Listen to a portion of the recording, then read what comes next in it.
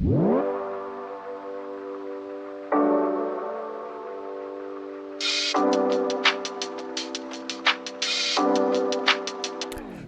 afternoon, good morning, good evening, everybody. It is Saturday, June 27th, and you know what that means. It is time for the High Risk Wrestling Podcast. I am your host, Jeremy Pierce, ready to walk through that forbidden door. You know, you can check out the socials, Charismatic Creations on Facebook and YouTube, Charismatic_Creations 52 on Instagram, and of course the 215 on Twitter. And today's show, AEW is bringing us their crossover pay-per-view event that comes every year, the Forbidden Door. We're going to discuss all the matches, preview predictions. We got AEW, New Japan, Stardom, and CMLL.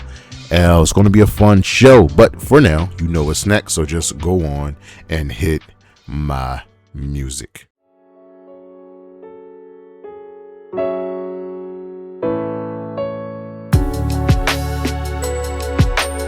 All right, you know how we do with these shows. We dive right into it. So this is the Forbidden Door, AEW's annual crossover pay-per-view event. This is the 5th, I believe, Forbidden Door. The first two were, you know, AEW and New Japan, but it has expanded to their main partners. So this features AEW, CMLL, Stardom, and New Japan. This is the first to be officially co-promoted by CMLL and Stardom, which is great. This is really an awesome event just to get eyes on different types of product, different companies. So this year's Forbidden Door event will be going down at the SAP Center in San Jose, California. But let's take a look at last year's Forbidden Door that feature. It was still, this one was New Japan and AEW exclusively. This one actually took place in London at the O2.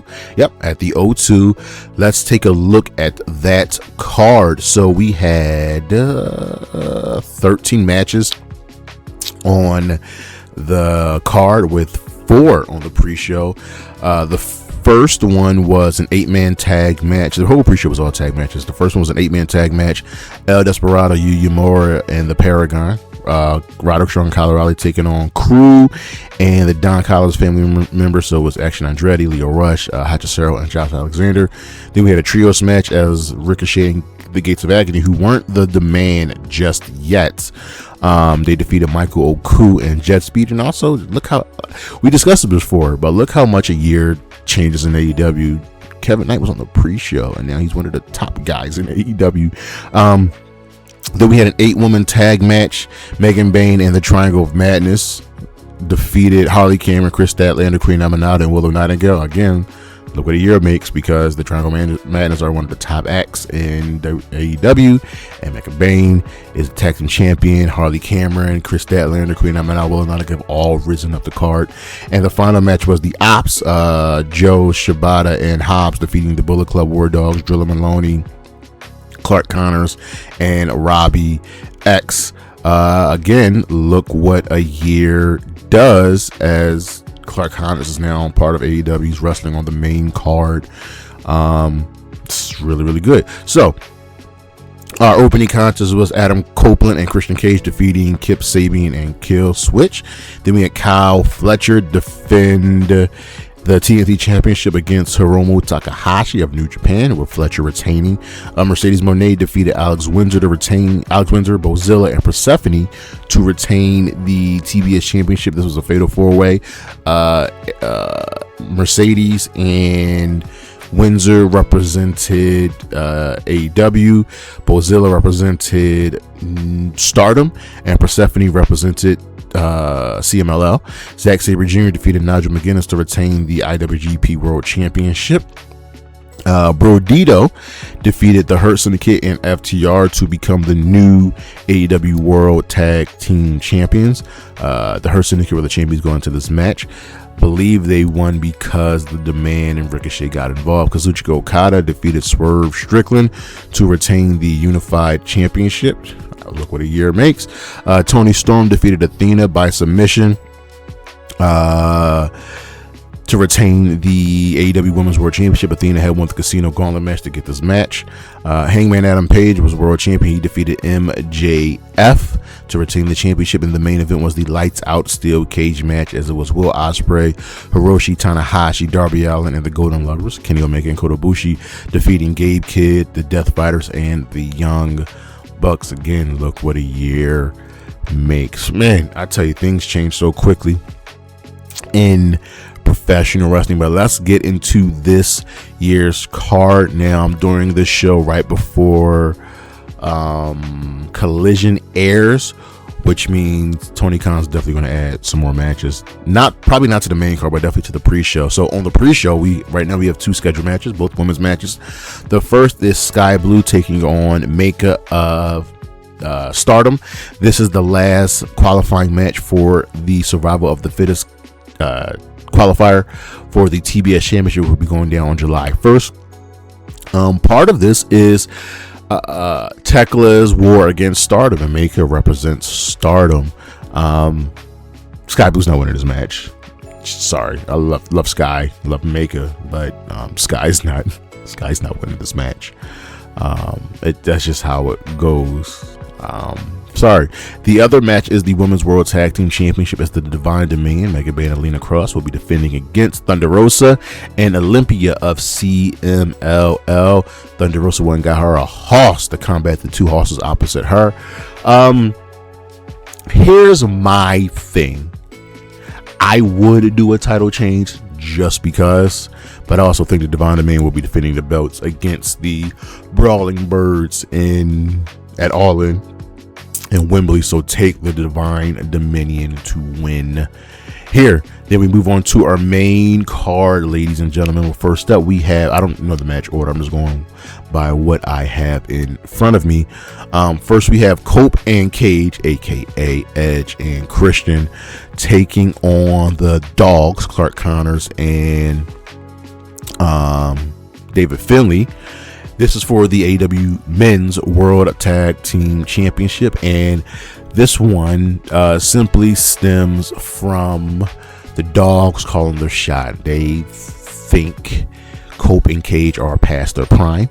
They think that it's time for them to move on. Now, mind you, Cope and Cage just got the belts. I believe this is their first title defense. And again, we don't know where All Out will be. I think All Out will probably be in Toronto, but they're not going to lose the belts this early. The Dogs will be looking good in this match. I'm wondering if this is the match where Gabe Kidd makes his return. He is back from injury, as we've seen in New Japan. But Cope and Cage plan to set the Dogs straight. But the Dogs also have a side feud going with the Bang Bang Gang. And I think that's where a lot of the time will be taking up. So I'm going to go with Cope and Cage to retain here. Then we have a 3-way tag team match, which is going to be absolutely fantastic. We have the Young Bucks representing AEW taking on El Skye team representing CMLL. El Skye team is Mystico and Mascara Dorada, and the other team in this match will be Unbound Company, Shingo Takagi and Titan. And boy, this has the potential to steal the show, right? So the Young Bucks are representing AEW, Mystico and Mascara Dorada representing CMLL, and Unbound Co. are 2 crossover teams, 2 wrestlers from 2 different promotions. Shingo Takagi is New Japan, and Titan is CMLL. So this is really, really fun. Here's the thing about this match. This is going to be an amazing match. This really doesn't have any story here. This is kind of supposed to be like a warm-up for the Young Bucks to get back into the tag team title picture. But here's the thing, I don't think that's happening just yet. And Tony Khan is a student of the game, right? Tony Khan loves professional wrestling. He more often than not knows what buttons to push. And I think he's going to push the right button here. And that button is El Skye team winning this match. Mystico is the top star in all of Mexico. He's probably the biggest wrestling star in the world, like outside of the WWE. atmosphere. And Mascara Dorada is essentially the guy who's going to replace Mystico, right? He's being set up to be the next guy in line. So this needs to be a showcase match for them. Unbound Co, Shingo Takagi, Titan are also great. They are no slouches here, but they might be here just to take the pin. Because I just think El Skye Team's going to win this match, man. Like, these two are going to show up and show out. So take El Skye Team to win here. Then we have a very, very interesting match. Jon Moxley is putting the Continental Championship on the line against Bandito. And Bandito is a weird case. He is signed to AEW. He's the current Ring of Honor World Champion, and he's also has a co-contract with CMLL. This is tough, right? Because like, what are the Death Riders? Are they tweeners? Are they heels? Are they faces? I think they are tweeners, because there are times where they're going up against good guys and play the bad role, and there are times where they're going up against the bad guys and play the good role. So like, the story that they're telling with Moxley and his redemption, which has been done beautifully, and everything they're doing with Will Ospreay, which we'll get into later, has been really, really good. Bandito is your current Ring of Honor World Champion, and his reign currently sits at, he's been champion for a minute.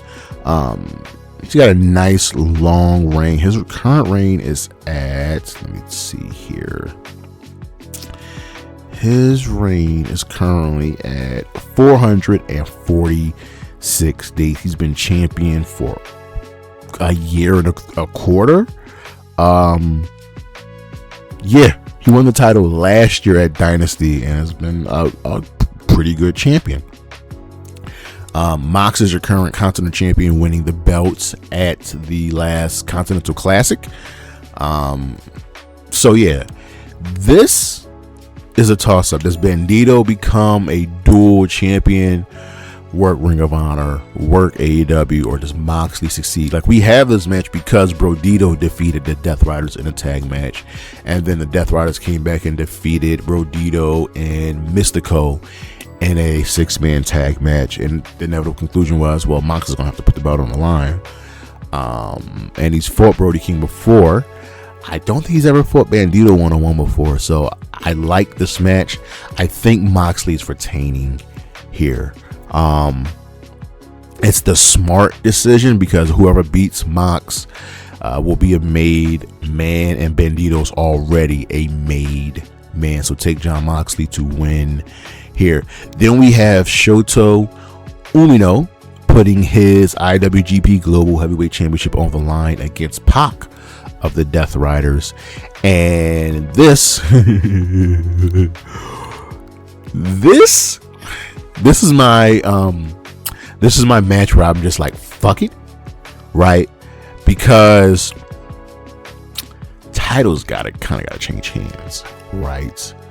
And this is one of the 3, I believe, title matches of the main card that are inter-promotional, right? Shota Umino got jumped by Gabe Kidd, who is a part of the Dogs, but he's also said he's a part of the Death Riders.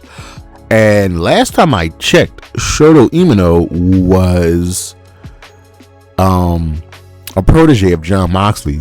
So this split is interesting. Pac is a great wrestler. Pac is intimidating. Pac is dangerous. Pac is respected. Pac also loses a lot of matches. And it doesn't hurt his aura, but someone's got to win here. I could see something go down. I could see Gabe Kidd also returning this match. New Japan needs like a gimme. this might be that gimme match. So I'm going to go with Shota Umino to retain his global championship. But something seems fishy about this match. I don't know just yet, but we'll get into it. Then we have Kenny Omega and Zack Sabre Jr. This is just a random match, but these two have history going back to New Japan.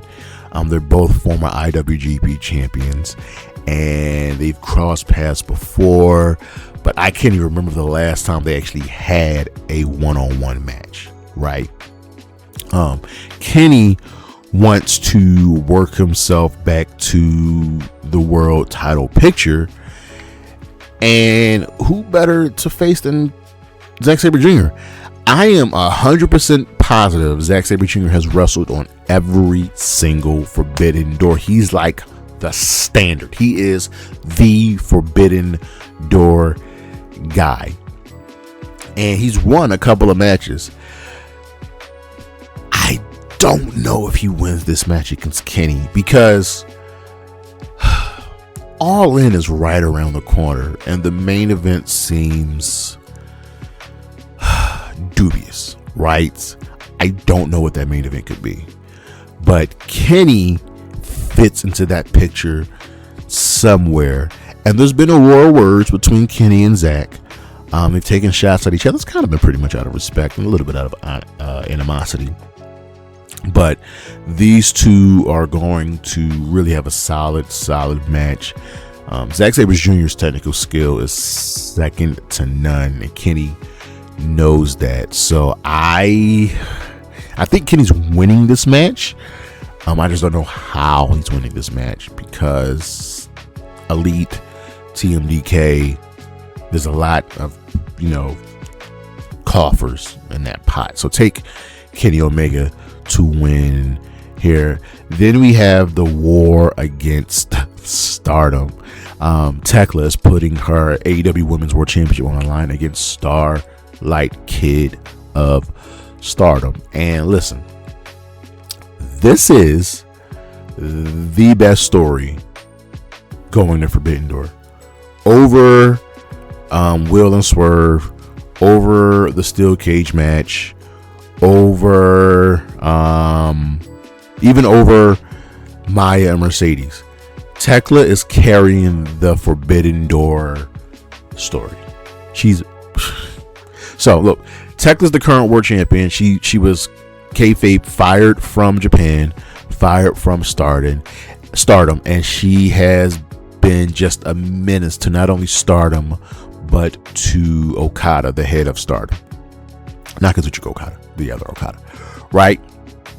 And the thing about this match is Starlight Kid has a victory over Tekla, and that is eating at Tekla. Starlight Kid is a Joshi that is also a luchador. That is amazing, right? Will her new Neo Genesis teammates be there to back her up? Because Tekla is definitely going to have the rest of the Triangle of Madness with her. And Tekla has done some disgusting, horrendous things. She wants to kill Stardom, and Stardom sends Starlight Kid to take care of Tekla. Tekla's retaining, but I'm not 100% confident in that pick. You know what I mean? Starlight Kid is really good. Starlight Kid's like really good. So she's going to give Tekla a run for her money. If Neo Genesis is there to back up Starlight Kid, this will be a fair fight, and she definitely could win there. But I just think Tekla's going to figure out a way to defeat Starlight Kid and retain the championship. So take Tekla here. Then we have, ladies and gentlemen, the Owen Hart finals for the women and the men. So starting with the women, Mercedes Moné is taking on the surprise finalist in Maya World. Yeah, so here's the thing.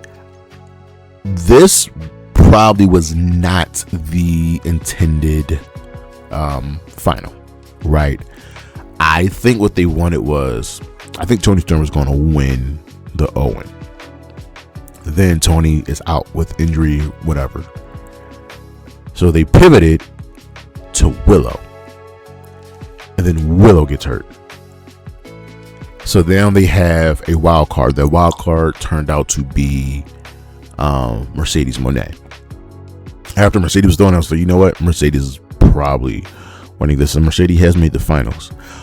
On the opposite end, right, Maya World was not even originally scheduled for this tournament. It was supposed to be one of the best wrestlers on the planet, Sari.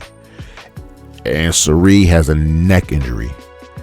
And we didn't know if she was going to get cleared or not. She did not get cleared, so she was replaced by Maya World. So, in the first round, Maya defeated Sky Blue. In the second round, she defeated, in a shocker, she defeated her mentor, Athena.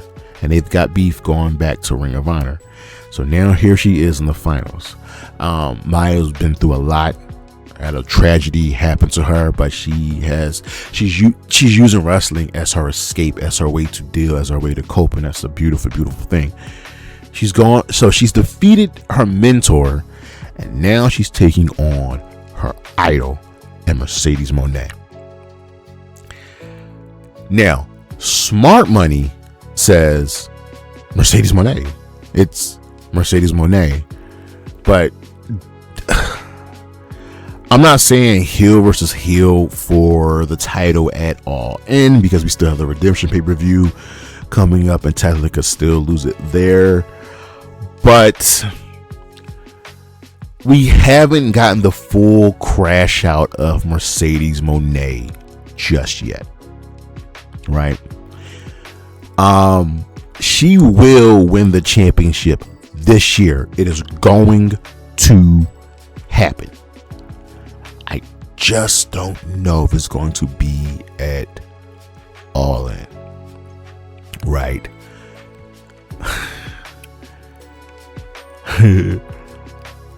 So I'm doing the show before Collision, and there's a tag match happening on Collision. It'll be Athena teaming up with Mercedes, taking on Maya and Heian. And here's the thing: Athena and Mercedes separately are great. As a team, they always lose, which is weird. But Heian and Maya World are a tag team. They were hired as a tag team. They are a tag team. They wrestle together.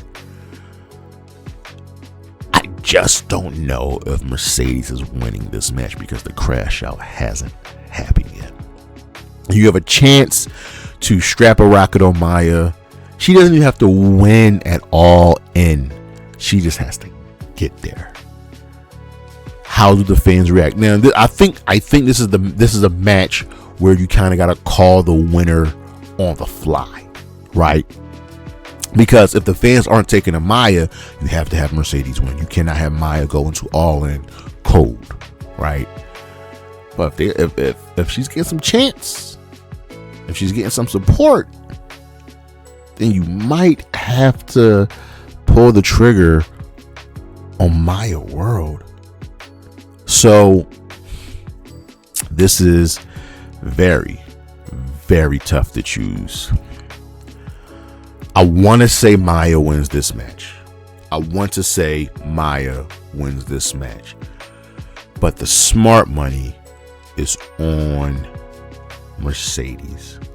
And that's who I'm going to go with. I'm going to go with Mercedes to win the Owen Hart for the second year in a row.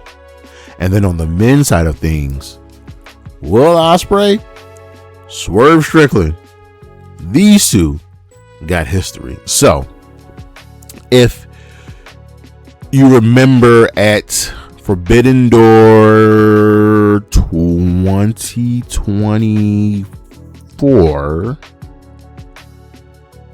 I'm almost sure it was 2024. 2024, the main event was Swerve Strickland putting the AEW World Championship on the line against Will Ospreay. Swerve won. And Ospreay has not beaten Swerve. He's just not defeated Swerve. And that's one of the things eating up at him. But there's so much more here. They team together to take out the Young Bucks, to take out the Death Riders, right? They team together to give Hangman his moment. And Hangman's not here anymore. He can't even challenge for the world title, right? The Bucks are back on the side of Angels. And now Ospreay is an unofficial Death Rider being told in a beautiful story. So Swerve's right. Ospreay has changed. Swerve is Swerve. Whether good or bad, Swerve is Swerve. He's going by the moniker that he is. He's living it. That he is the most dangerous man in AEW. Look, I love Swerve. He needs a story coming out of this. Whether that's rebuilding the embassy, I don't know. I don't know what's on the menu for Swerve coming out of this. Ospreay's winning this match. Ospreay is going to Wembley to fight for the world title. That's the moment they put Ospreay in this tournament. You knew Ospreay was going to win. Ospreay's winning this match. He's finally going to get that W over Swerve. The story coming out of this is going to be beautiful, because then what does that do to the psyche of Swerve? What does that do to the Death Riders? It's going to be really interesting. And lastly, I believe this is the main event match. It will be Team Briscoe.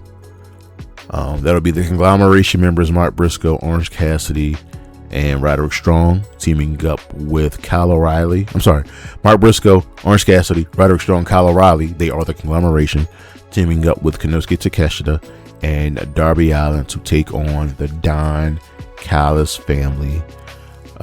Kevin Knight, Kyle Fletcher, Jake Doyle, Kazuchika, Okada, Andrade, and MJF. If Mark Briscoe wins this match, he gets a world championship match against MJF. There's a lot of moving parts in this match. Now you're wondering, how do they fit 12 men in a steel cage match? Well, you got to remember, last year they had 10 men, and this is more like a Hell in a Cell with no top. That makes sense. So they get to roam outside the ring and have a good old time. There's a lot of heat here, right? The conglomeration that feud with the Don Callis family.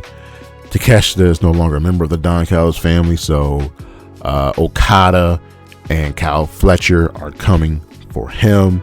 Darby Allin is no longer world champion. He was turned on by his friend Kevin Knight, and they got beef. They're probably leading to a one-on-one match. It's probably at either Redemption or All In.